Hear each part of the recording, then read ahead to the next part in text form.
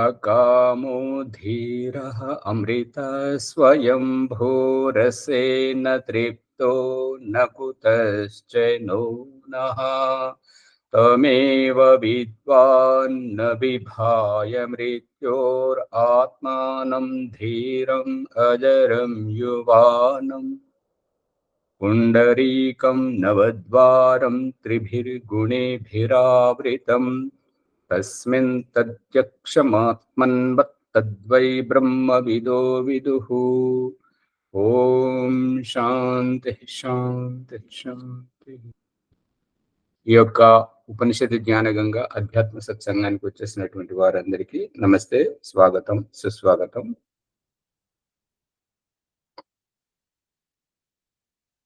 సందేహ నివృత్తి విజయ దుర్గమ్మ గారు చెప్తున్నటువంటి అభిప్రాయంలో ఏంటంటే, ఈ 84 లక్షల జీవరాశుల యొక్క జన్మలు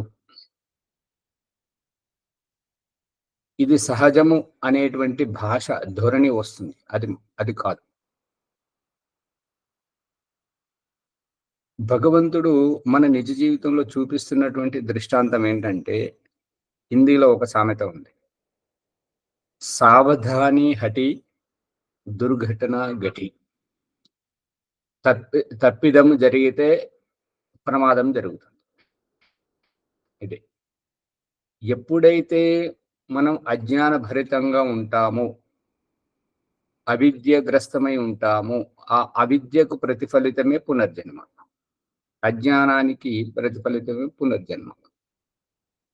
విజయదుర్గమ్మ గారు పట్టుకుంటున్నారా? ఈ యొక్క జన్మలనెత్తడం సహజం కాదు. సహజమే అయినప్పుడు దేవుడు అవసరం లేదు, ఈ సృష్టి వ్యవస్థ అవసరం లేదు, ఈ కర్మఫలం, ఈ శిక్షలు అనుభవించాల్సిన అవసరం లేదు, ఎందుకంటే అది సహజం కాబట్టి.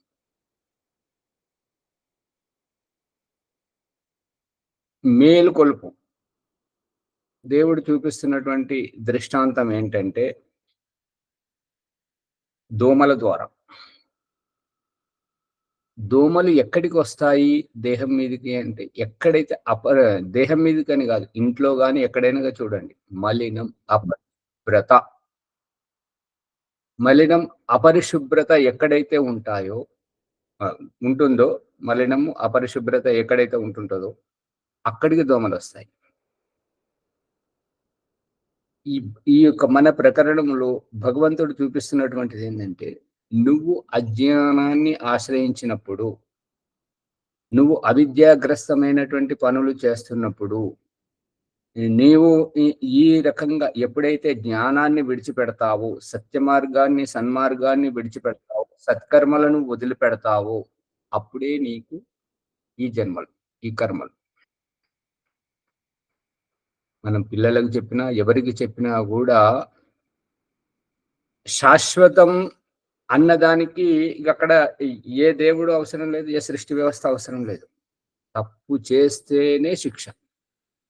ఇప్పుడు ఇదే రహస్యాన్ని మన రాజ్య వ్యవస్థలో, పోలీస్ వ్యవస్థనే కానీ, న్యాయ వ్యవస్థనే కానీ, తప్పు చేసినప్పుడు, తప్పు చేసినట్లుగా నిర్ధారణ అయినప్పుడు మాత్రమే శిక్ష పడుతుంది. ఈ భగవంతుని దగ్గర జరుగుతున్నది కూడా అదే.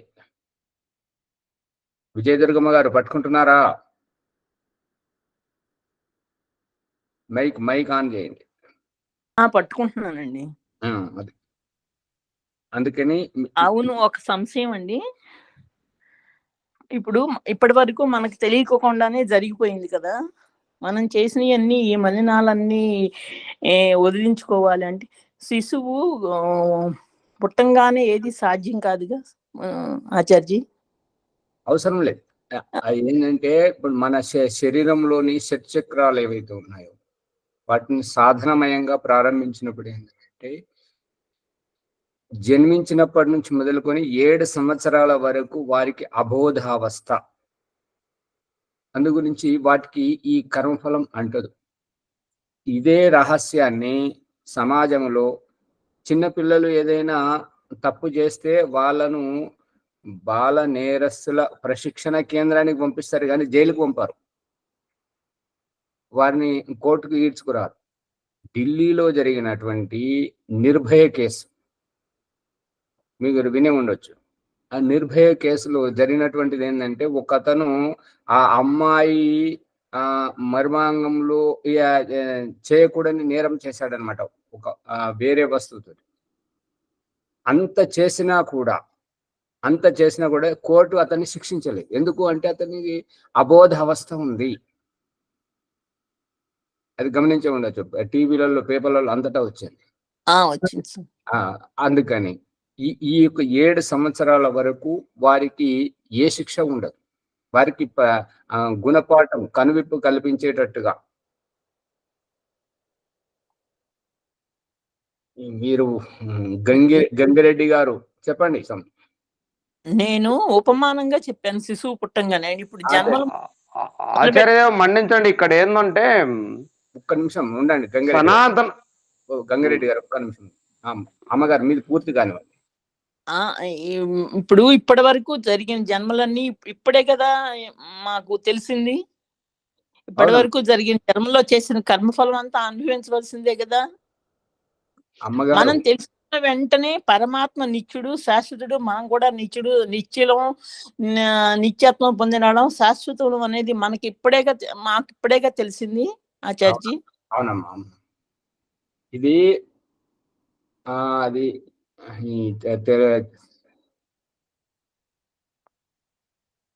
దీని రహస్యం ఏంటంటే,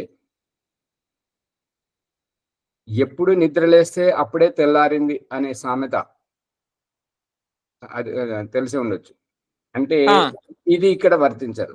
మీరు చెప్పేదానికి ఈ సామెత ఇక్కడ వర్తించదు. ఇక్కడ ఎందుకు వర్తించదు అనంటే, మనకు ఈ యొక్క ఓటు హక్కు ఏదైతే ఇస్తున్నారో నాగరికులతో సమానంగా, మీకు జ్ఞానోదయం అయ్యిందా, మీరు అజ్ఞానంగా ఉన్నారా, వీరు ఆటవికులుగా ఉన్నారా, పండితుల పామర ఎవ్వరు తెలియదు.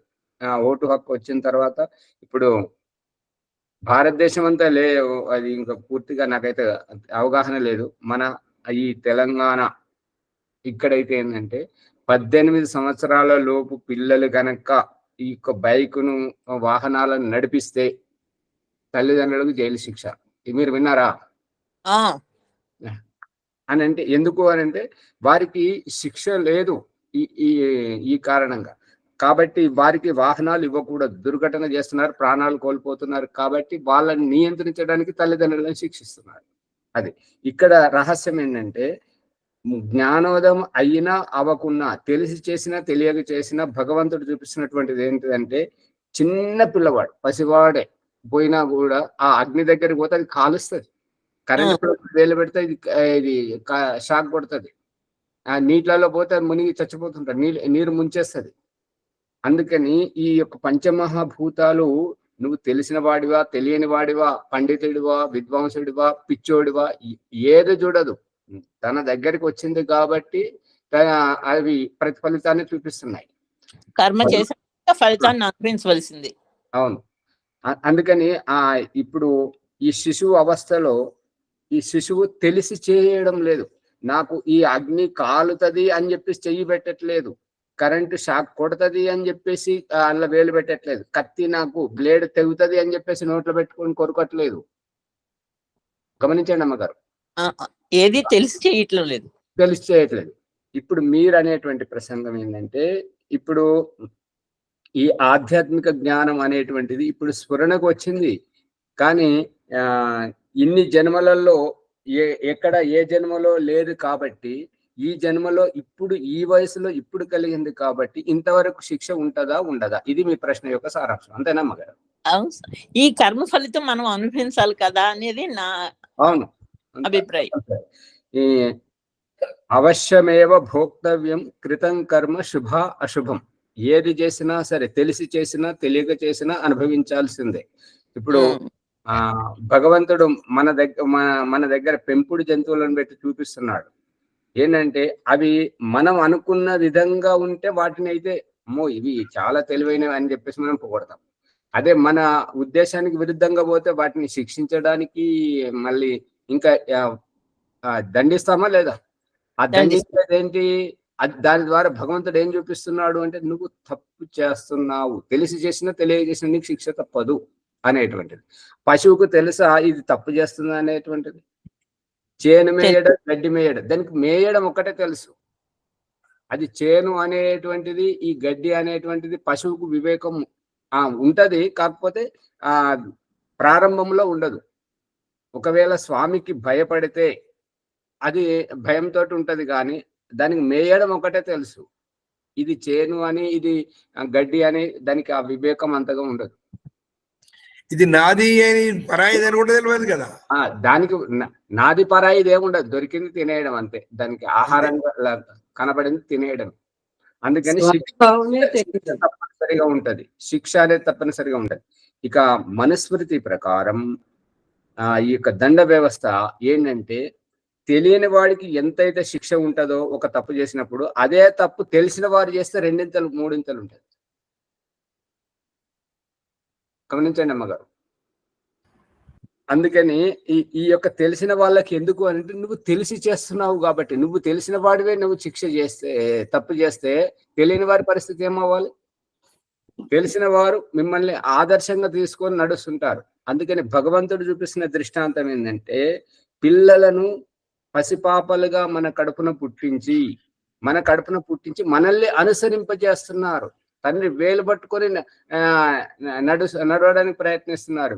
గురువు యొక్క అడుగులో అడుగు వేసి జ్ఞానోదయం కల్పించుకుంటున్నారు. అక్కడ వారికి జ్ఞానోదయం అవుతుంది. మనం ఆదర్శంగా లేకపోతే, ఈ యజ్ఞోపవీతం యొక్క రహస్యం అదే. యజ్ఞోపవీతం మన కాపల, తల్లి తండ్రి గురువు మన జీవితానికి. అందుకని భగవంతుడు చేసే వ్యవస్థ, భగవంతుడు చేసిన మనం తప్పు చేయకుండా ఉండడానికి పుట్టినప్పటి నుంచి 5 సంవత్సరాల వరకు దాదాపుగా తల్లిది, 5 సంవత్సరాల నుంచి 7 8 సంవత్సరాల వరకు తండ్రిది, ఆ తర్వాత గురువుది 25 సంవత్సరాల వరకు. ఇక తర్వాత 25 సంవత్సరాలు విద్యాభ్యాసం ముగించుకొని వచ్చిన తర్వాత ఇక తన వివేకం మీదనే ఆధారపడి ఉండాలి. ఎందుకంటే తల్లి తండ్రి గురువు ద్వారా ఎంతైతే జ్ఞానోదయం కలిగించాలో కలిగించాలి. ఆ తర్వాత నీవు 75 సంవత్సరాల వరకు. స్వామి, ఒక్క చిన్న సంశయం. ఇప్పుడు పిల్లవాడు తెలిసి తెలియకే నిప్పును ముట్టుకున్నాడు, కాలినాక ఏదో బిడ్డే కదా అనుభవించేది. అమ్మగారు, శిశువు తెలిసి తెలియ ముట్టాడు, కాలింది, ఏడ్చాడు, అమ్మ ఓదార్చింది, ఏదో అయిపోయింది. శిశువు ముడితేనే కాలుతుందో, మనం కూడా తొందర పాలు పొంగుతున్నాయని, పప్పు పొంగుతున్నాయని మనం పోయి పాత్ర పెట్టుకుంటే మనకు కూడా కాలుతుంది. మనకి కాలుతుంది స్వామి, కాలుతుంది. అదే నిప్పు యొక్క స్వభావము. నేను ఫలితం అనిపించేటప్పుడు సంగతి అడుగుతున్నాను. చిన్నవాడేమో ఓర్చుకోలేకుండా బయటకు అరుస్తాడు, ఏడుస్తాడు. మనమేమో చేతులు కాలే అని చెప్పేసి దానికి బర్నో ఏదో పెట్టుకోవడానికి, మందు పెట్టుకోవడానికి డాక్టర్ దగ్గర పోవడానికి ప్రయత్నం చేస్తామా లేదా? బాబునైతే మనం తీసుకెళ్ళాలి, మనకు కాలితే మనం స్వయంగా మన ప్రయత్నం మనం చేస్తాం. అందుకని ఇక్కడ జరుగుతున్నటువంటిది ఏంటంటే, తెలిసి చేసినా తెలియక చేసినా భగవంతుడు ఇంకొక దృష్టాంతం ఏం చూపిస్తున్నాడంటే, దారి వెంట ముళ్ళులను, సీసపెంకులను, గుంతలను, పాములను, తేళ్లను, పేడను, బురదను చూపిస్తున్నాడు. నువ్వు చూసి నడుస్తావా, చూడక నడుస్తావా? చూసే నడుస్తాను సార్. అదే అక్కడ మనకు అర్థం చేసుకున్నాం అమ్మగారు. అలా చూసి నాకు తెలియదు, కనబడతలేదు అంటే నువ్వు శిక్ష అనుభవించాల్సిందే తప్పనిసరిగా. గంగిరెడ్డి గారు, అమ్మ మైక్ బంద్ చేయండి, కెమెరా ఆన్ చేయండి. ఆర్యులు మన్నించండి. ఇక్కడ ఏంటంటే, మీరు ఇంతవరకు ఒకటి ఢిల్లీలో జరిగిన ఘోరాన్ని గురించి మాట్లాడారు కదా. గంగిరెడ్డి గారు, ఇది రికార్డింగ్ అవుతుంది, యూట్యూబ్ లో అందరు చూస్తారు కాబట్టి మీరు కెమెరా ఆన్ పెట్టి లైట్ వేసుకుంటే కనపడతారు. మీరు ఢిల్లీలో జరిగిన ఘోరం ఏంటంటే, అది సంస్కారవంతమైన మనిషి కుటుంబాల నుంచి వచ్చిన వాళ్ళు కాదు. వాళ్ళ గ్రంథాలు చెప్పేదే అవి. సనాతన ధర్మంలో ఎక్కడ కూడా మొదటి నుంచి వచ్చే స్త్రీ మాతృమూర్తిగా చూసుకోమంటుంది. అది వాళ్ళ లక్షణాలు కాబట్టి వాళ్ళకు మొదటి నుంచి కూడా వాళ్ళ మదర్సాల్లో చెప్తారు కాబట్టి వాళ్ళకి సజ్జనులుగా పుట్టలేరు, కానీ పాపకర్మంలో ఆ కుటుంబాలు పుడతారు కాబట్టి ఆ విధంగా వస్తారు. ఇంకోటి ఏంటంటే, తెలిసి చేసిన పాపం 2 అవుతుంది అంటారు. ఉదాహరణకు, నాకు తెలుసు తప్పు చేస్తున్నానని నేను ఆకలిగా ఉంది, ఎవరు పెట్టలేదు అన్నం, నేను దొంగతనం చేస్తే తప్పు రెండింతలు ఎలా అవుతుంది? ఇప్పుడు ఇంకోటి కొత్తగా వచ్చిన వారికి సూచించేది ఏంటంటే ప్రశ్నను సాగదీయకుండా సూటిగా చెప్పేటట్టుగా ప్రయత్నం చేయండి, ఎందుకంటే విలువైన సమయం నష్టం కావచ్చు. సరే, మీ అభిప్రాయం రెండింతలు ఎందుకు అవుతుంది అని అంటే, తెలిసి చేసినటువంటి వారికి తెలియకుండా చేసినటువంటి వారికి తేడా చూపించడం. అంటే దీని అభిప్రాయం ఏంటంటే, తెలిసినటువంటి నువ్వు చెయ్యకూడదు, సహనం, ఓర్పు. ఇప్పుడు బాల్యంలో ఉన్నదేంటిది, ప్రౌఢావస్థలో లేనిదేంటిది? బాల్యంలో లేనటువంటిది తొందరపాటు ఉన్నది, అనుభవం లేదు. ప్రౌఢావస్థలో తొందరపాటు లేదు, అనుభవం ఉంది, కాబట్టి ఒదిగి ఉండడు. భగవంతుడు మన జీవితం ద్వారా చూపిస్తున్నటువంటి దృష్టాంతం ఇదే.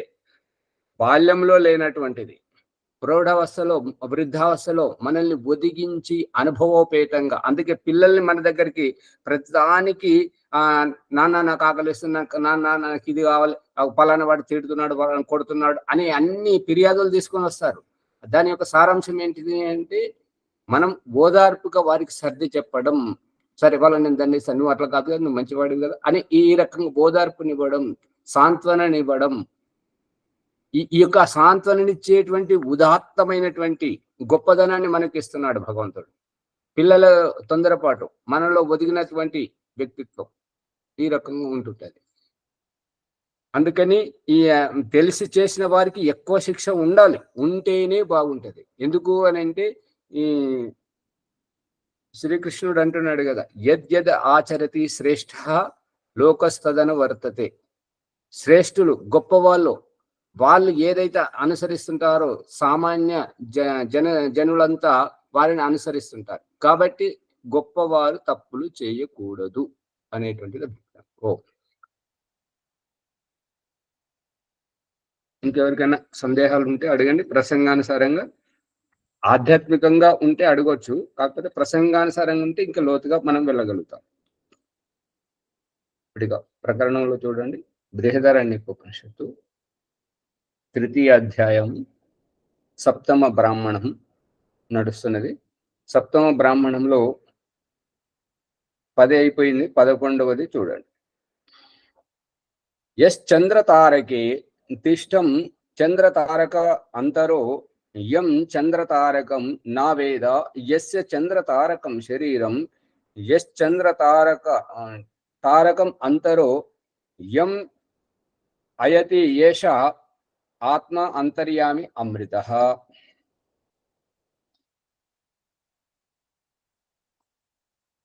భూమి, నీరు, అగ్ని, ఈ యొక్క వాయువు, ఆకాశం గురించి తెలుసుకున్నాడు. పంచమహాభూతాలు ఈ యొక్క కనబడేటువంటి రూపాలు, వాటిలో ఉన్నాడు, కానీ ఆ కనబడే రూపం దేవుడు కాదు అనే ప్రసంగంలో మనం ముందుకు పోతే, చంద్ర తారకం, చంద్ర అంటే చంద్రుడు, తారకం అంటే నక్షత్రాలు. ఈ చంద్రుని రూపంలో, నక్షత్రాల రూపంలో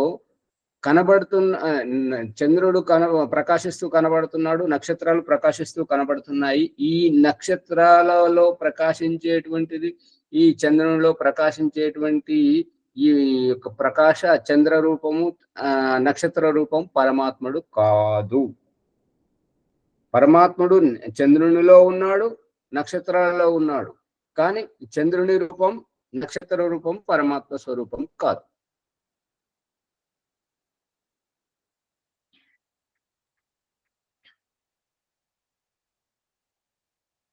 ఏదైతే ఈ చంద్రునిగా నక్షత్రంగా కనబడుతుందో, ఆ చంద్రుని రూపం, నక్షత్ర రూపం పరమాత్మ కాదు. మరియు యం చంద్రతారకం నా వేద, మరి చంద్రులో ఉన్నటువంటి భగవంతుణ్ణి, నక్షత్రాలలో ఉన్నటువంటి భగవంతుణ్ణి, చంద్రులో ఉన్నటువంటి భగవంతుని చంద్రుడు తెలుసుకోలేడు, నక్షత్రాలలో ఉన్నటువంటి భగవంతుణ్ణి నక్షత్రాలు తెలుసుకోలేడు. ఎందుకు తెలుసుకోలేడు శ్యామలయ్య గారు? ఈ జడం కాబట్టి, స్వామి జడం కాబట్టి చైతన్యం లేదు. ఉదాహరణ చెప్పండి. ఇప్పుడు నేనున్నా, నా లోపల భగవంతుడు ఉన్నాడని నేను గ్రహిస్తున్న చైతన్యం నీకు గ్రహిస్తే, జడం గ్రహించలేవు. జయమ్మ గారు చెప్పండి, ఎందుకు గ్రహించలేవు అవి? అమ్మగారు, కరెంటు వచ్చిందా లేదా అనేటువంటిది బల్బు తెలుసుకుంటుందా తెలుసుకోదా? ఫ్యాన్ తెలుసుకుంటుందా తెలుసుకోదా? గ్రైండర్ మిక్సీ తెలుసుకుంటుందా తెలుసుకోదా?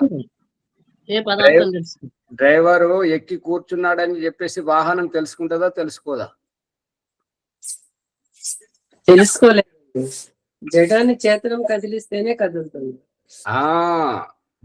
జడంకు ఈ జ్ఞానం లేదు, తెలుసుకోలేదు. అందు గురించి ఈ సూర్యుడు, ఈ చంద్రుడు, నక్షత్రాలు ప్రసంగం నడుస్తున్నది కాబట్టి చంద్రుడు నక్షత్రాలు యొక్క భగవంతుని తెలుసుకోలేదు. ఓ మాజాజీ ఎన్నో మంత్రమే ఎన్నది? 11. ఓకే, ధన్యవాదాలు. యస్య చంద్ర తారకం శరీరం, ఇక ఏ రూపమైతే చంద్ర తారకం, చంద్రుని శరీరం, నక్షత్రాల శరీరం ఏదైతే ఉందో, ఎస్ చంద్ర తారకం అంతరో, ఆ చంద్రుడు మరియు నక్షత్రాల కంటే భిన్నంగా పరమాత్ముడు ఉన్నాడు. యం అయతి, అతడు సక్రియమై ఉన్నాడు. ఏష ఆత్మ అంతర్యామి అమృత, ఆ యొక్క చంద్రునిలో అంతర్యామిగా ఉన్నటువంటి, నక్షత్రాలలో అంతర్యామిగా ఉన్నటువంటి ఆ యొక్క పరమాత్మ అమృతం. అమృతం అంటే మృతం లేనటువంటి వాడు, నాశనము లేనటువంటి వాడు. అంటే చంద్రునికి నాశనం ఉంది, నక్షత్రాలకు నాశనం ఉంది, కానీ ఆ భగవంతుడికి నాశనము లేదు. 12వది చూడండి. య ఆకాశే తిష్టన్, ఆకాశానంతరో యం ఆకాశో నా వేద, యస్య ఆకాశ శరీరం, య ఆకాశమంతరో యం అయతి ఏష ఆత్మ అంతర్యామి అమృత. ఆకాశం, ఇంతవరకు ఈ యొక్క 7వ బ్రాహ్మణంలో మొదటి నుంచి ప్రారంభించినటువంటిది రూపం ఆకృతిని పట్టుకొని వచ్చాడు. ఇప్పుడు ఆకాశం అంటే రూపము లేనటువంటి స్థితి, రూపము లేనటువంటి స్థితి ఆకాశము ఏదైతే ఉందో, ఆ ఆకాశములో కూడా పరమాత్మ అంతర్యామిగా ఉన్నాడు. కానీ ఆకాశం కాదు, ఆకాశము వేరు, పరమాత్మ వేరు. ఈ నాలో పరమాత్మ ఉన్నాడు అని ఆకాశము గుర్తించదు. ఎందుకు గుర్తించదు? ఎవరు చెప్తారు? విజయదుర్గమ్మ గారు, వరలక్ష్మి గారు చెప్పండి. వెంగరెడ్డి గారు ఒకసారి చెప్పరా స్వామి మళ్ళీ? ఆకాశం కూడా జడమే కదా ఆచార్జీ, అందుకు నేను తెలుసుకోలేదు. ఆకాశము కూడా జడమే, అందు గురించి తెలుసుకోలేదు. పంచమహాభూతాలకు ఏ రకంగానైతే ప్రళయంలో వినాశనం ఉన్నదో, ఆ రూపకంగా పంచమహాభూతాలకు అంతర్గతమైనటువంటి ఈ ఆకాశానికి కూడా ప్రళయం అవుతుంది, వినాశనం అవుతుంది, నాశనం ఉంటుంది, మృత్యువు ఉంటుంది, కానీ పరమాత్మకు ఉండదు. అందు గురించి ఆకాశం, ఈ యొక్క పరమాత్మ అమృత స్వరూపుడు, ఆకాశం నాశన స్వరూపము, ఆకాశం రూపం, ఒక వ్యవస్థ. పరమాత్మ దాంట్లో విద్యమానమై ఉన్నాడు, ఆ పరమాత్మనిలో ఆకాశం విద్యమానమై ఉన్నది. ఇక ఏ రకంగా ఉన్నదో ఆకాశం చూడండి. తండ్రి శరీరం నుండి వస్తున్నటువంటి శుక్రకణం స్వాం, అది శుక్రకణం ఒక తోక పురుగులాగా ఉంటుంటది. అది గర్భంలోకి వెళ్ళిన తర్వాత వికసితం ఎట్లా అవుతుంది? మొలకెత్తినటువంటి చెట్టు, మొలకెత్తినటువంటి విత్తనం ఎలా చెట్టు అవుతుంది? ఎవరు చెప్తారు? ఆకాశం ఖాళీ స్థలం ఉండటం మూలనే ఎదగటానికి అవకాశం ఉంటుంది. అమ్మగారు, ఎక్కడ ఖాళీ స్థలం ఉంది? ప్రకృతిని ఆధారంగా చేసుకొని గాలి. వినండి. శిశువు శరీరం పుడితే వెంట్రుకలో పెరుగుతుంది, గోరులో పెరుగుతుంది, పన్నులో పెరుగుతుంది, ఎముకలో పెరుగుతుంది, మాంసంలో పెరుగుతుంది, రక్తంలో పెరుగుతుంది, ప్రతిదీ శుక్రంలో పెరుగుతుందా లేదా? అణువణువునా ఖాళీనే. ఇప్పుడు పట్టుకున్నది, ఈ రహస్యాన్ని పట్టుకోవాలి. ఖాళీ స్థలంలో మన దేహం ఆక్రమించడం, మన ఇల్లు కట్టుకోవడం ఇది వేరు. కానీ ఇక్కడ ఈ రూపంలో ఏంటంటే అంతర్యామి స్వరూపం ఏ రకంగా ఉన్నది అని అంటే అణువణువున ఆకాశం ఉంది, ఆ ఆకాశంలో పరమాత్మ ఉన్నాడు. ఇక చెప్పండి, పట్టుకుంటున్నారా ప్రభాకర్ గారు? పట్టుకుంటున్నాను. రాజమణమ్మ గారు? నమస్తే ఆచార్జీ. వింటున్నా. మైక్ బంద్ చేయండి వెంటనే. ఇంకా 12వది చూడండి, 12వది ఆకాశం అయిపోయింది. 13వది చూడండి. యస్ తమసి తిష్టన్ తమసో అంతరో యం తమో నా వేద. అచ్చా, ఇది మొలకది కాలే కదా, శరీరం అయితే చెప్పుకున్నాం. మొలకెత్తినటువంటిది ఎక్కడ పెరుగుతుంది? ఆ మొలక చిగురించడం ఎక్కడి నుండి చిగురిస్తుంది? లోపల నుంచి బయటకు వస్తుందా, బయట నుంచి లోపలికి పోతుందా? లోపల నుండి బయటకే వస్తుంది. అణువణువున ఉన్నది కాబట్టి దాంట్లోనే వికసితం అవ్వడం. ఇప్పుడు మనం ఎట్లయితే వెంట్రుకలోనే పెరగడం, పన్నులోనే పెరగడం, ఎముకలోనే పెరగడం, మాంసంలోనే పెరగడం, గోరులోనే పెరగడం ఎట్లయితే మనం చూస్తున్నామో, ఆ చెట్టులో ఆ మొలకలో కూడా ఇప్పుడు కనాద మహర్షి ఏమంటాడంటే, అణుశాస్త్రం వారు ఆవిష్కరించారు కాబట్టి వైశేషిక దర్శనం,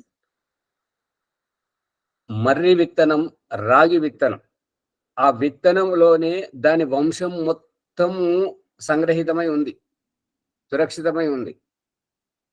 లేకపోతే అక్కడికి వెళ్ళి ఆ విత్తనాన్ని భూమిలో పడ్డ తర్వాత చెట్టు ఎక్కడికి వెళ్ళి వచ్చింది, ఆ చెట్టులోకి ఈ పువ్వులు ఎక్కడికి వెళ్ళి వచ్చినాయి, పువ్వుల నుంచి ఈ కాయలు ఎక్కడికి వెళ్ళి వచ్చినాయి, కాయలో ఉండే విత్తనాలు ఎక్కడికి వెళ్ళి వచ్చినాయి, అవి ఆ విత్తనాలు మళ్ళీ భూమిలో పడితే మళ్ళీ అవి ఎట్లా మొలకెత్తుతున్నాయి, అవి ఎట్లా పెరుగుతున్నాయి, పెద్దగా అవుతున్నాయి, విత్తనం అవుతున్నాయి. పట్టుకుంటున్నారా? అంతా పరమాత్మనే చేయిస్తున్నాడు. ఎవరు చేయిస్తున్నారు తర్వాత విషయం. విత్తనంలోనే మన ప్రసంగం ఏంటంటే, ఇంత చిన్నగా చిన్నగా ఉన్నటువంటి ఆ మర్రి విత్తనం, రాగి విత్తనం ఎత్తు ఉందో దాంట్లో ఇంత పెద్ద దాని వంశమంతా దాంట్లోనే సంగ్రహితమై ఉంది.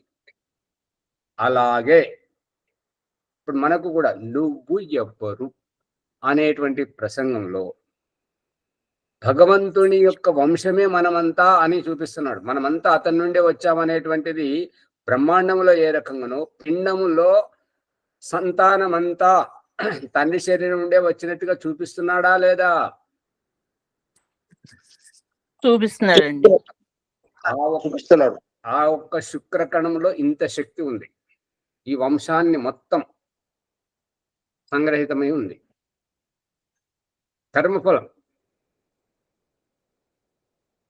అందుకని ఈ ఆకాశం అనేటువంటిది అణువణువున ఉన్నటువంటి దాంట్లో అణువణువున ఆకాశం ఉంది, ఆ ఆకాశంలో అంతర్యామిగా పరమాత్మ ఉన్నాడు. మనం ఏమనుకుంటామంటే భూమి ఆకాశం ఈ మధ్య ఖాళీ స్థలం అంతా, హిందీలో పోల్ అంటారు, మనమేమో ఖాళీ స్థలం, బొయ్యారం.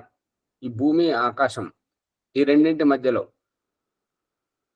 ఉన్నటువంటిదే ఆకాశం అనుకుంటాం, కానీ అణువణువున ఆకాశం ఉంది.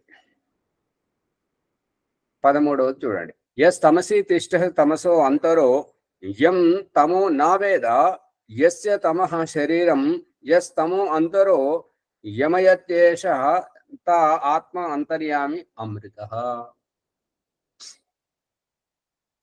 ఇక మన ప్రసంగాన్ని కొద్దిగా పక్కకు తీసుకెళ్దాం. బ్రహ్మకుమారి వాళ్ళు ఒక కోడిగుడ్డ ఆకారం చూపెట్టి దాంట్లో చుక్కగా భగవంతుని చూపిస్తారు. వారు ఏమంటారంటే, మురికిలో లేడు, మలములో లేడు, మురుగులో లేడు, శవములో లేడు. ఎందుకంటే భగవంతుడు పవిత్ర స్వరూపుడు కదా, అందులో ఎట్లా ఉంటాడు? విన్నారా మీరు? విన్నాం ఆచార్య, విన్నాం. అందుకని ఇక్కడ చూపిస్తున్నటువంటిది ఏంటంటే, భగవంతుడు ఇప్పుడు ఈ ఆశ్రమం పతంజలి యోగాశ్రమం వికారాబాద్ దుద్యాలలో గేట్లో ఉన్నటువంటి ఆశ్రమం పూర్వం స్వామి వారి అనుభవపేతంగా చెప్తున్నటువంటిది ఏంటంటే భగవంతుడు ప్రకాశ స్వరూపం, తేజస్వి స్వరూపం అని అందరికీ చెప్పారు. కానీ ఇక్కడ యాజ్ఞవల్క మహర్షి ఈ బృహదారణ్యక ఉపనిషత్తులో ఏమని చెప్తున్నాడంటే యహ తమసి తిష్ట తమసో అంతరో యం తమో నా వేద. ఈ తమసి అని అంటే చీకటిలో దేవుడు ఉండాల్సిన అవసరం ఏమిటి? ఓ జయమ్మ గారు ఇక్కడ వినండి, తర్వాత మీరు మాట్లాడుకోండి మీ ఇంట్లో. ఈ యొక్క చీకటిలో దేవుడు ఉండాల్సినటువంటి పని ఏమిటి? చిమ్మని చీకటిలో ఎవరు గుర్తుపడతారు? అతన్ని. కానీ నిశాచర ప్రాణులు ఏవైతే ఉన్నాయో, రాత్రిలోనే మేలుకొని సంచరించేటువంటి ప్రాణులు ఏవైతే ఉన్నాయో వాటికి దేవుడు ఉండాలా వద్దా? మనమైతే వెలుతురులో ఉంటాం కాబట్టి మనం సూర్యునిలో చూసుకుంటున్నాం. మరి వాటికి కావాలా వద్దా? కళ్ళు లేని వారికి దేవుడు కావాలా వద్దా? కళ్ళు లేని వారికి అమ్మ కావాలా వద్దా? నాన్న కావాలా వద్దా? లేకపోతే మరి జన్మే లేదు అనేటువంటిది దీని సారాంశం. వాళ్ళు పుట్టిస్తేనే పుట్టారు కదా, కళ్ళు లేని వారు మూగవారైనా కూడా. అందుకే ఈ చీకటిలో తమసి అంటే అంధకారం, అజ్ఞానం, అవిద్య. దేవుడికి అవిద్య ఏంటి, అంధకారం ఏంటి, చీకటి ఏంటి, వెలుతురేంటి? తల్లిదండ్రికి రక్షించాల్సిన బాధ్యత ఉంది కదండి, ఎటువంటి వాడైనా. అట్లాగే పరమేశ్వరుడు కూడా అంతటా ఉంటాడు. అతనికి చీకటి మనకు చీకటి. ఇప్పుడు నిన్నటి ప్రసంగంలో మనం తెలుసుకున్నటువంటిది ఏంటంటే అమెరికా వాళ్లకు మనకు దినమైతే వాళ్ళకు రాత్రి, వాళ్ళకు రాత్రి అయితే మనకు దినం. ఈ ప్రసంగం ఏంటంటే సూర్యుడు ఉదయించడం, అస్తమించడం. ఈ ప్రసంగం నడిచిందా లేదా నిన్న? మర్చిపోయారు అప్పుడే? అది ఏమంటదంటే ఖగోళ శాస్త్రం. ఈ యొక్క సౌర కుటుంబం ఖగోళ శాస్త్రం ప్రకారం సూర్యుడు అస్తమిస్తాడా?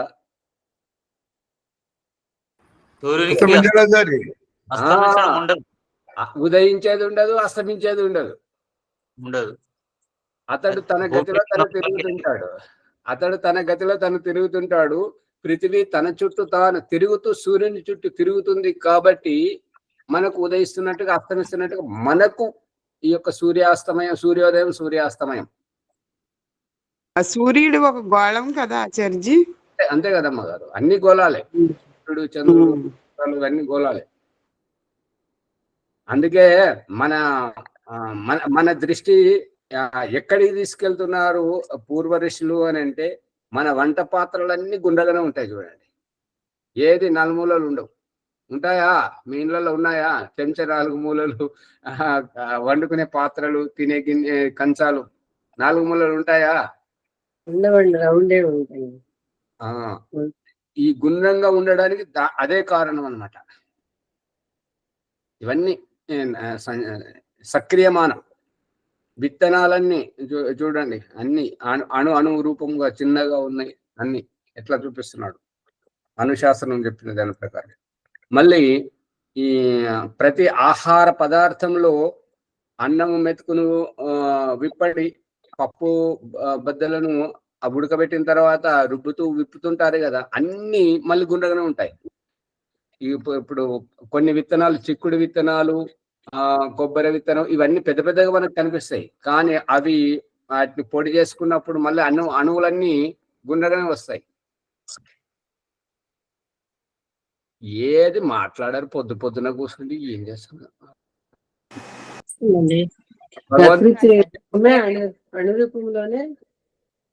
పప్పు తినట్లేదా మీరు? పండ్లు, కొబ్బరి, అరటి పండు, మామిడి పండు, ఇవేవి తినట్లేదా? ఆలోచన లేదు. బయటకు రండి. బయటకు వస్తే ఉడికించి అంతా కలిపి దాన్ని ముద్దలా ఉండటము, చూపించటం దృష్టాంతం ఆచార్య. ఉడకడం వల్ల కణాలుగా విడిపోతాయి, కణాలన్నీ గుండ్రగానే ఉంటాయి. అదే ఇది రహస్యం. ఇప్పుడు గోధుమలను పిండి పట్టడం, శనగలను పిండి పట్టడం, ఈ పిండి స్వరూపం ఏంటి? అణు రూపం. గుండ్రగానే ఉంటుందా లేదంటే నలుమూలలు ఉంటుందా? ఎవరు మాట్లాడరు. విజయదుర్గమ్మ గారు కెమెరా నలుమూలలు ఏది కనపడదు. గుండ్రంగానే ఉంటాయి మహోదయ. వైఆర్కే శర్మ గారు చెప్పండి. పద్మావతి మమ నాన్న. కెమెరా ఆన్ చేయండి అమ్మా. కెమెరా ఆన్ చేయండి. గుండ్రంగానే ఉంటాయి మహోదయ. అది అందుకని ఇది యూట్యూబ్ లో అందరు చూస్తారు కదా, మిమ్మల్ని కూడా చూస్తారు, మరి కెమెరా ఆన్ చేసి మాట్లాడాలి. సరే, ఓకే. అందుకని ఇదంతా ఈ భగవంతుని చెప్పుకుంటున్నటువంటి ప్రసంగం ఏంటంటే, చీకటిలో సైతం అంధకారం అంటే భూమిలో సైతం చెట్టులో సైతం ప్రతి ప్రాణిలో అణువున ఈ చీకటి ఉన్నది. అన్నిటిలో అంతటా ఉన్నటువంటి చీకటిలో పరమాత్ముడు సర్వవ్యాపకుడై ఉన్నాడు, అంతర్యామి అయి ఉన్నాడు.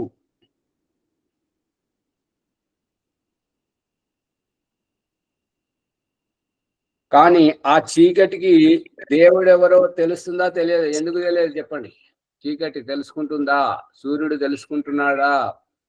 వెలుగుతున్నావా? పదార్థం కాబట్టి కరెంటును పంపు తెలుసుకుంటుందా? కరెంటును ఫ్యాన్ తెలుసుకుంటుందా? కరెంటును మిక్సీ గ్రైండర్ తెలుసుకుంటుందా? తెలుసుకుంటలేదా? మాట్లాడరు.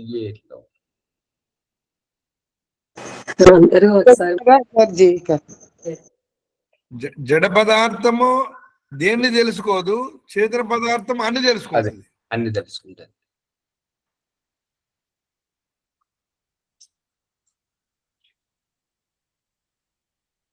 తమః శరీరం ఎస్ తమో అంతరో, ఆ చీకటిమయంగా ఉన్నటువంటి ఈ చీకటి అనేటువంటి ఒక శరీరం, ఆ శరీరానికి భిన్నంగా భగవంతుడు ఉన్నాడు. యస్య తమః శరీరం, దేనిదైతే తమః చీకటి అనేటువంటి శరీరం ఉన్నదో, యహ తమో అంతరో, ఆ యొక్క ఈ తమస్సు అనేటువంటి చీకటికి భిన్నంగా భగవంతుడు ఉన్నాడు. యం అయతి ఏష తా ఆత్మ అంతర్యామి అమృత, ఈ యొక్క చీకటికి నాశనం ఉన్నది, కానీ చీకటిలో ఉన్నటువంటి భగవంతుడికి నాశనము లేదు. చీకటికి నాశనం ఎలా ఉన్నది? నిన్నటి ప్రసంగంలో అంతే కదా. వెలుతురు వల్ల చీకటి నాశనం అవుతున్నటువంటిది మనకు చూపిస్తున్నాడు. మళ్ళీ వెలుతురు కూడా నాశనం అవుతుంటది.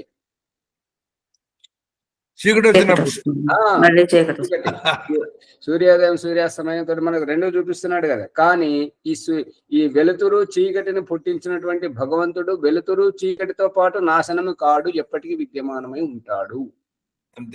అదెలా తెలుస్తుంది? చీకటి వెలుతురు సాయంత్రంతో పాటే వెలుతురు నాశనం కావడం, తెల్లారడంతో చీకటి నాశనం కావడం, ఇవన్నీ ప్రత్యక్షంగా ఉన్నప్పుడు వీటిలో ఉన్నటువంటి భగవంతుడు ఎందుకు నాశనం కావడం లేదు చెప్పండి? కాబట్టి అంతర్యామి చేతనుడు కాబట్టి. అమ్మగారు మునిగారు ఎలా మాట్లాడుతున్నారు? మనల్ని చూపిస్తున్నాడు కదా. మనం లేస్తున్నాం, పడుకుంటున్నాం. వెలుతురులో మనల్ని నిద్ర లేపుతున్నాడు, చీకటిలో మనల్ని పడుకోబెడుతున్నాడు, విశ్రమింపజేస్తున్నాడు. ఈ రహస్యం. ఆచార్య మీరు అడిగిన ప్రశ్న అది కాదు. వెలుతురు చీకటిలో ఉన్న పరమాత్మ ఎందుకు నాశనం కాడు? అదే స్వామి, దానికి సమాధానం ఏంటంటే మనల్ని విద్యమానంగా ముంచి చూపిస్తున్నాడు కదా. తను ఎట్లా విద్యమానంగా ఉన్నాడో. అతడు నిత్యుడు చేతనుడు కాబట్టి. అదే ఆ రహస్యాన్ని తెలుసుకోవడానికి ఆ నిత్యుడు చేతనుడు కాబట్టి ఆ రహస్యం మనకి చేత బోధించడానికి, మనల్ని విద్యమానంగా ఉంచడానికి. ఇప్పుడు ఈ అమ్మగారు అమ్మగారు వైఆర్కే శర్మ అమ్మగారు చెప్తున్నారు కదా, మనల్ని పద్మావతి గారు సరే మనల్ని నిద్రలేపడం, నిద్రపుచ్చడం, మేల్కొల్పడం, వెలుగు చీకట్లో మనం ముందు ఎన్నో గడుస్తున్నాయి. కానీ మన ఆయుష్ వరకు మనం ఏ రకంగా అయితే ఉంటున్నామో అదే రకంగా భగవంతుడు కలకాలం వరకు ఎప్పటికీ అలాగే ఉంటాడు.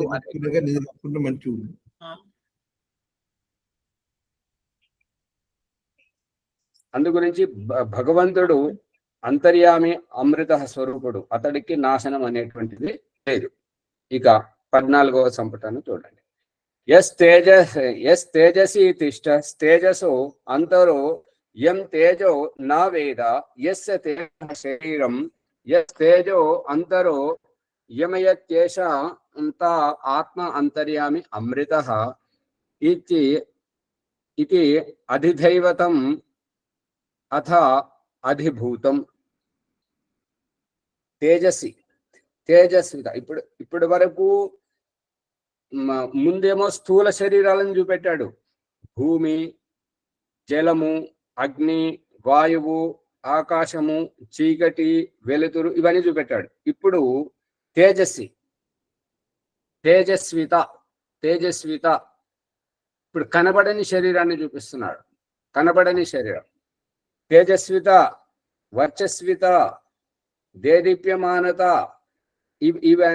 ఇవి చూపిస్తున్నాడు. ఇవి కూడా ఒక ఆకృతి, ఒక రూపమే. వీటికి నాశనం ఉన్నది. కానీ వీటిలో ఉన్నటువంటి భగవంతుడికి నాశనం లేదు. ఆ భగవంతుడు ఎప్పటికీ విద్యమానమై ఉంటాడు.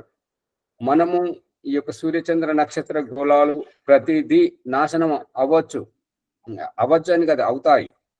పుట్టినవి ఏవైనా సరే, ఆకృతి రూపంలోకి వచ్చినవి ఏవైనా సరే వినాశనానికి చేరుకుంటాయి. అందు గురించి ఈ యొక్క చావు పుట్టుకలు అనేటువంటివి మనకి ఏ రకంగానో ఈ యొక్క కుమ్మరివాడు కుండ చేయడానికి ఎంత తాపత్రయపడుతుంటాడో, చేసిన తర్వాత దాన్ని వినియోగించుకొని అది విచ్ఛిన్నమైనప్పుడు ఆ కుమ్మరివాడు ముంగటే ఏ రకంగానైతే అవుతుంటాయో. వినిపించట్లేదండి.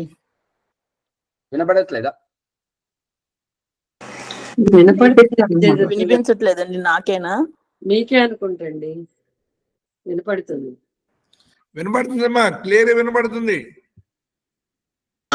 ఒక వ్యవసాయ పంటను, అది పొలాలను దున్ని పంట వేసుకొని మా పంటను ఏ రకంగా అయితే తీసేస్తుంటాడో అటువంటి పంటలు ఎన్నో చేస్తుంటాడు.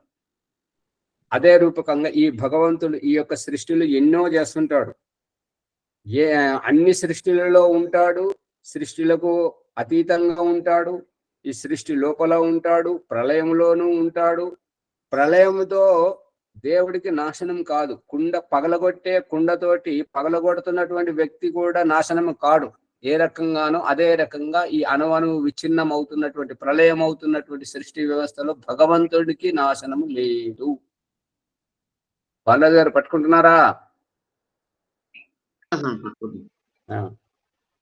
అందుకని ఈ తేజసి తిష్ట తేజస్సు అంతరో, ఈ తేజస్సు ఏదైతే ఉంటుందో, తేజస్సు ఎక్కడుంటది?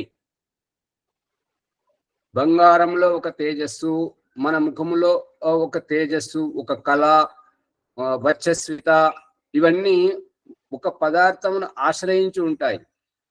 ఈ చీకటి, ఈ ఆకాశము, ఈ వెలుతురు అనేటువంటిది అవి స్వతంత్రంగా ఉంటాయి.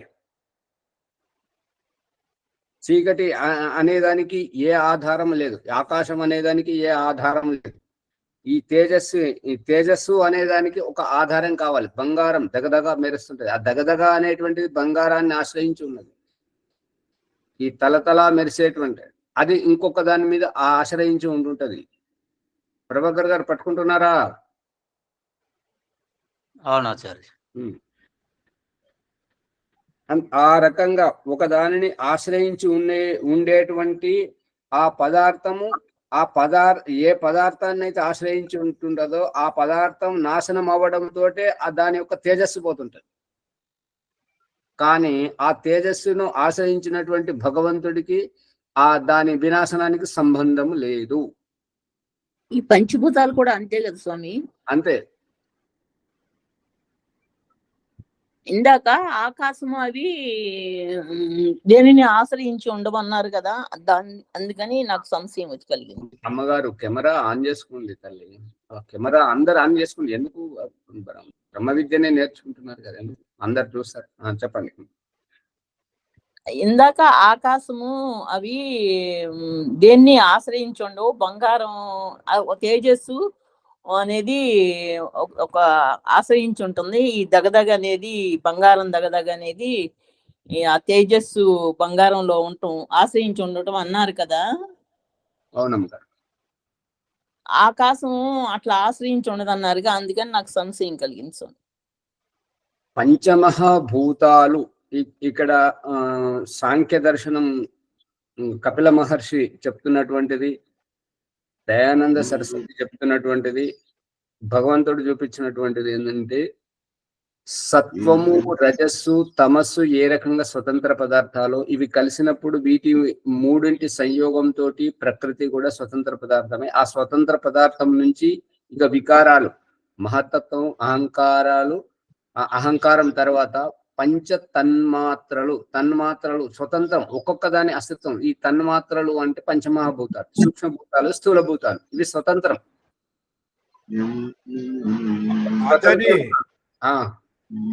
పంచ తన్మాత్రలు సూక్ష్మభూతాలు. అవును, అదే దాంట్లో సూక్ష్మభూతాలు, స్థూలభూతాలు అని చెప్తున్నాను కదా. రెండు బాలరాజు గారు ఏమైనా చెప్పారా? డిస్టర్బెన్స్ మరి మీ మైక్ పని చేయండి. అయితే ఈ సూక్ష్మభూతాలు అనేటువంటివి, సూక్ష్మభూతాలు అమ్మగారు పట్టుకోండి. సూక్ష్మభూతాలు అంటే పృథివీ తత్వాన్ని, సూక్ష్మభూతం ఏంటంటే గంధవతి పృథివీ. నిన్న చెప్పుకున్నాం. ఈ వాయుతత్వం స్పర్శవాన్ వాయువు, అగ్ని ఈ యొక్క ప్రకాశకీయ తత్వం, జలము తేమ శాతం, గాలిలో ఉండేటువంటి తేమ శాతం, మరియు ఈ యొక్క ఆకాశం అవకాశం కల్పించడం, ఇంకొకరికి నివాసానికి అవకాశం ఇవ్వడం, ఇవి స్వతంత్ర పదార్థాలు. ఇవి సూక్ష్మభూతాలను ఆశ్రయించే స్థూలాలు ఉన్నాయి, స్థూల పదార్థాలు ఉన్నాయి. ఈ రహస్యాన్ని భగవంతుడు ఆత్మగా, శరీరంగా, తండ్రి శరీరం నుండి వస్తున్నటువంటి శుక్రకణానికి మాత్రమే దేహము ధరింపజేసేటువంటిది తల్లి ప్రకృతి. అదే రూపము స్త్రీకి పిల్లలను అప్పగించి స్నానం చేయించడం, బట్టలు వేయడం, అది చేయడం, అది వారికి. ఈ అంతర్రహస్యం పట్టుకోవాలని. అందుకని ఈ పంచమహాభూతాలు స్వతంత్ర సత్తా గలవి. సాంఖ్య దర్శనకారు కపిల మహర్షి ప్రథమ అధ్యాయము 60వ సూత్రములు చెప్తున్నటువంటి సత్వరజ సంసాం సంయస్త ప్రకృతి మహాన్ మహతోర అహంకార అహంకారాత్ పంచ తన్మాత్రాన్ని ఉభయం ఇంద్రియం మనః పురుష. పురుష అయితే జీవాత్మ పరమాత్మశ్చ. ఇదంతా ఒక అణు సృష్టి. అణువులో ఇంత శక్తి ఉంది. అందుకని ఇవి వాటికి జీవాత్మ వచ్చే కంటే ముందు, ఇప్పుడు మా ఉదాహరణకి ఏంటంటే, మనం భవనం కట్టాలంటే ఇదివరకు పునాదులు తీసి బెందడి నింపేవారు. గమనించారా? బెందడి రాళ్ళు, ఆ బెందడి రాళ్ళు, ఆ పునాది, బేస్మెంట్, ఇంగ్లీష్ లో బేస్మెంట్ అంటారు.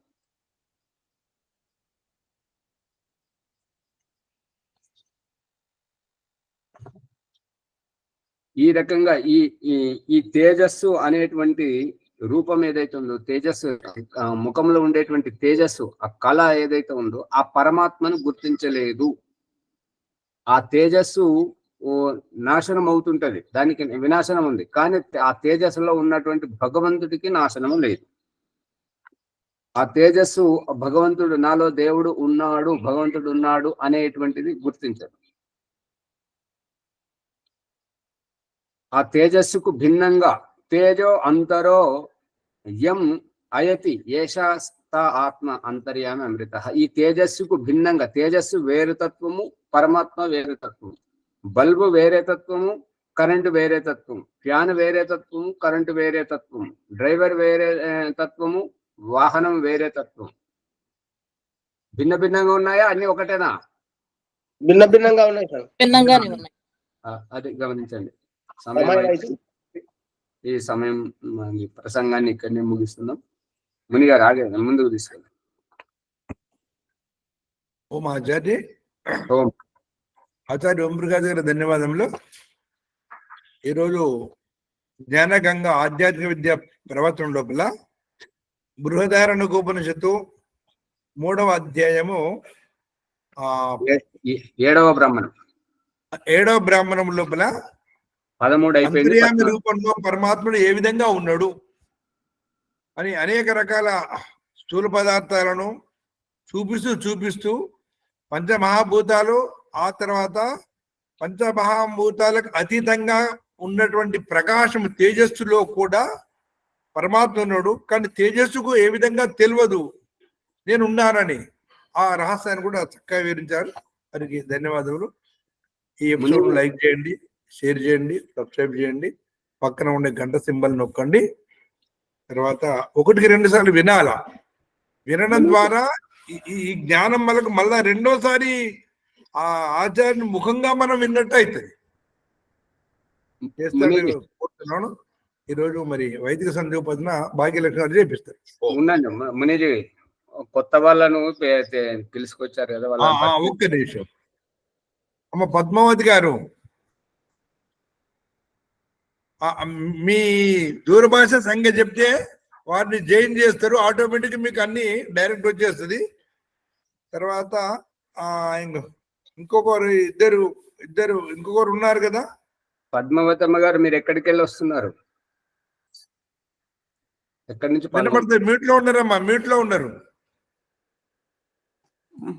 విజయవాడ మహోదయ. నేను విజయవాడ. ఓకే, మీ నంబర్ చెప్పండి.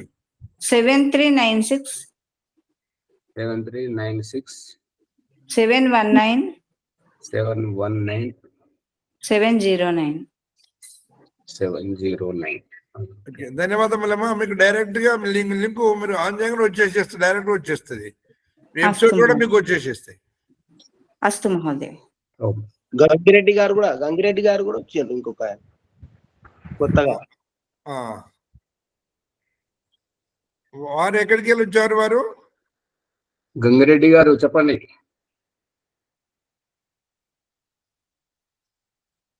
వారు ఉన్నారా మహోదయ?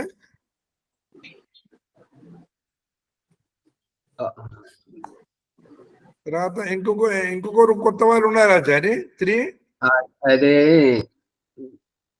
ఘన అవధూత గారు. మీ దూరభాషంగా చెప్పండి, మీకు డైరెక్ట్ గా దాంట్లో అడ్మిట్ చేసేస్తారు. గ్రూప్ లో నేను ఉన్నాను సార్. ఉన్నారా? ధన్యవాదాలు. ఓకే ఆచార్య. ఎక్కడి నుంచి పాల్గొంటున్నారు స్వామి మీరు? వింజమూరు, నెల్లూరు డిస్ట్రిక్ట్. అర్థం కాదు. Nellore district. Okay okay okay, సరే. ఇంకొకరు ఎవరో వచ్చిన వెళ్ళిపోయినట్టున్నారు. గంగిరెడ్డి గారు. సరే, గంగిరెడ్డి గారు కడప. ఏమంటారు?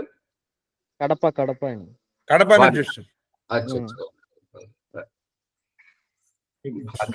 భాగ్యలక్ష్మి గారు ఇప్పుడు వైదిక సంధ్యోపదం చేపిస్తారు. ఓం నమస్తే ఆచార్య, సర్వేభ్యో నమో నమః. ధన్యవాదాలు. అథ వైదిక బ్రహ్మ సంధ్యాయజ్ఞం. ఓం నమస్తే ఆచార్యజీ, సర్వేభ్యో నమో నమః ఆచార్యజీ.